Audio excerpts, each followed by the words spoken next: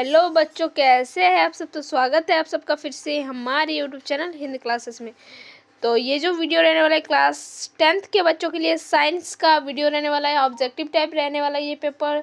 तो ये जो ऑब्जेक्टिव रहने वाले हैं बहुत ही ज़्यादा इंपॉर्टेंट रहने वाला है आपका एग्जाम के पॉइंट ऑफ व्यू से। तो प्लीज़ वीडियो को शुरू से लेकर अंत तक देखिएगा। चैनल पर न्यू है, चैनल को सब्सक्राइब कर लीजिए, बेल नोटिफिकेशन को ऑन कर दीजिए और कल के लिए आप सब तैयार हो जाइए। ठीक है, कल का एग्ज़ाम धाकड़ तरीके से होने वाला है।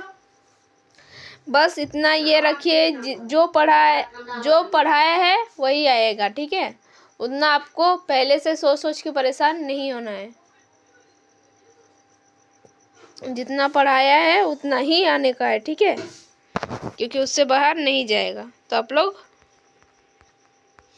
खाली पढ़ते रहिए। क्या बोल रहा है, दाढ़ी बनाने में किस प्रकार का दर्पण का उपयोग किया जाता है। तो दाढ़ी बनाने में किस प्रकार का दर्पण का उपयोग करते हैं, तो अवतल दर्पण का उपयोग करते हैं। जल्दी जल्दी एमसीक्यू सारा देख लीजिए। एमसीक्यू जितना हो सके ज़्यादा से ज़्यादा कीजिए सॉल्व। ठीक है, जिससे आपका कॉन्फिडेंस बिल्डअप हो। ठीक है, ऐसा नहीं कि जाके वहाँ पर सोच रहे ये ए होगा कि बी होगा, ऐसा नहीं होना चाहिए।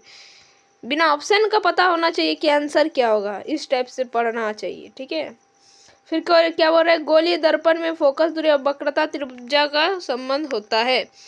तो इसका क्या संबंध होता है, जो F इक्वल टू होता है R/2। कौन सा ऑप्शन में दिख रहा है, F equals to R/2। Option में बी जो दिख रहा है करेक्ट है। क्या बोल रहे हैं, प्रकाश के अपवर्तन की क्रिया में कौन सी भौतिक राशि जो है अपरिवर्तित रहती है, तो आवृत्ति। ठीक है, ऑप्शन नंबर ए जो करेक्ट है। ये सब भी क्वेश्चन देख लीजिएगा थोड़ा। 1 मीटर फोकस दूरी वाले उत्तल लेंस की क्षमता होगी। तो उत्तल लेंस की क्षमता निकालने बोल रहा है आपको। ठीक है, तो चलिए इसका फॉर्मूला होता है उत्तल क्षमता जो होता है पी से डिनोट करते हैं, जहाँ पर 1/f। एफ जो है मीटर में होना चाहिए। एफ कितना दिया है, फोकस दूरी आपका है 1 मीटर और ये उत्तल दर्पण है तो पॉजिटिव होगा। तो इसका क्या हो जाएगा, पी इक्वल टू हो जाएगा आपका 1 dioptre, positive 1 dioptre. Option number A. उत्तल लेंस का जो फोकस दूरी होता है वो पॉजिटिव होता है। ठीक है, अब क्या बोल रहे हैं, कोई अवतल लेंस है जिसकी क्षमता पी दे दिया है। ठीक है, पी कितना दिया है, 4 डायप्टर। तो उस लेंस की फोकस दूरी निकालना है। तो वही 1/f इक्वल टू पी। तो पी बराबर है 4 1/f। तो ये इधर जाएगा तो ये नीचे आएगा। तो f इक्वल टू क्या हो जाएगा, 1/4। इसको 1/4 को आप क्या लिख सकते हैं, 0.25 लिख सकते हैं ना, 0.25। सही है ना। तो इतना क्या हो जाएगा, ये आपका मीटर में है। ठीक है, इतना मीटर आ जाएगा आपका फोकस। अब इसको सेंटीमीटर में चेंज कीजिएगा तो 25 सेंटीमीटर, लेकिन ये माइनस में होगा तो माइनस तो इधर है नहीं। तो ऑप्शन नंबर बी जो है करेक्ट हो जाएगा, 25 सेंटीमीटर। ऑप्शन नंबर बी जो है करेक्ट हो जाएगा। नेक्स्ट क्वेश्चन की ओर चलते हैं। वाहनों के अग्रदीप में किस दर्पण का उपयोग किया जाता है। जो गाड़ी के हेडलाइट होते हैं उसमें किस तरह का दर्पण का उपयोग किया जाता है, ये पूछ रहा है आपसे। ठीक है, तो इसका हो जाएगा उत्तल दर्पण। नेक्स्ट, मानव नेत्र के जिस भाग पर किसी वस्तु का प्रतिबिंब बनता है वो भाग क्या है, तो दृष्टिपटल, जिसको रेटिना भी कहते हैं। ठीक है, रेटिना पे प्रतिबिंब बनता है। पुतली क्या करता है, नेत्र में प्रवेश करने वाली प्रकाश की मात्रा को नियंत्रित करता है। ठीक है, और कॉर्निया वाइट वाला भाग होता है। ठीक है, परितारिका को आइरिस कहते हैं। आइरिस जो क्या करता है, आई का जो कलर होगा उस पर डिपेंड करता है क्या का रंग क्या होगा। फिर क्या बोले, सामान्यतः जो होती है नेत्र की दूर बिंदु क्या है, तो दूर बिंदु अनंत होती है और निकटतम बिंदु आपका कितना होता है, 25 सेंटीमीटर। ठीक है, दूर बिंदु पूछा है तो अनंत।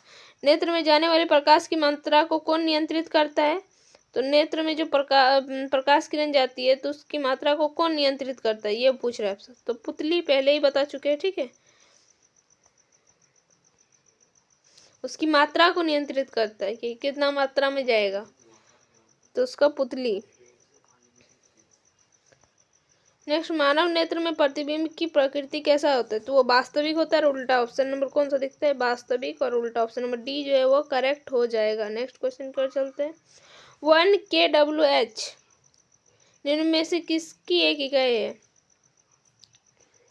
किलोवाट घंटा किसका इकाई होता है? तो शक्ति, ऊर्जा, बल या फिर विद्युत धारा। विद्युत धारा क्या होता है? एम्पियर होता है इकाई।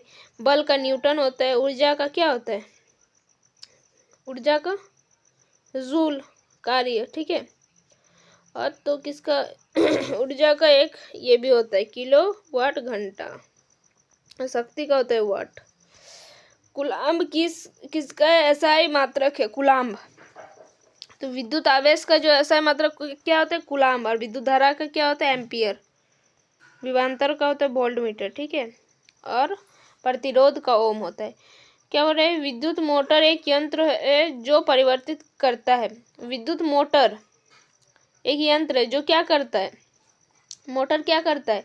किस ऊर्जा को, क्या ये यांत्रिक ऊर्जा को विद्युत ऊर्जा में कन्वर्ट करता है, या फिर विद्युत ऊर्जा को यांत्रिक ऊर्जा में परिवर्तित करता है, या रासायनिक ऊर्जा को विद्युत ऊर्जा में परिवर्तित करता है, या विद्युत ऊर्जा को रासायनिक ऊर्जा में परिवर्तित करता है?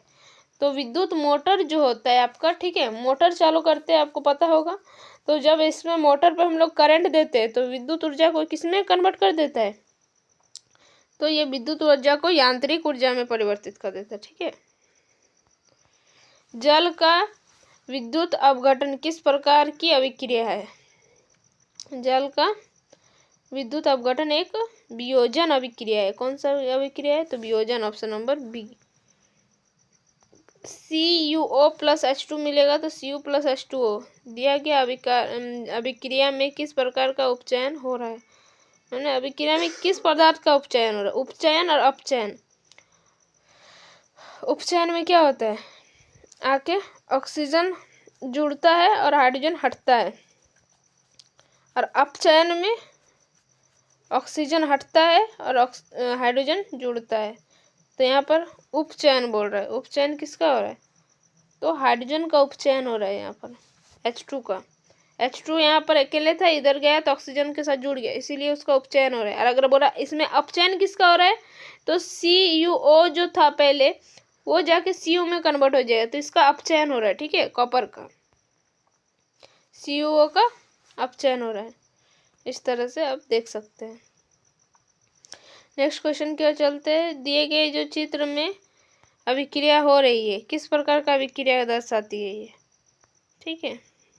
16 का क्या हो जाएगा? तो ऑप्शन नंबर सी, ये एक विस्थापन अभिक्रिया है, ठीक है। चित्र वैसे क्वेश्चन भी पूछ सकता है।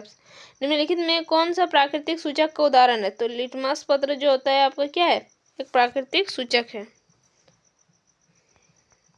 नेक्स्ट क्वेश्चन, किसी विलियन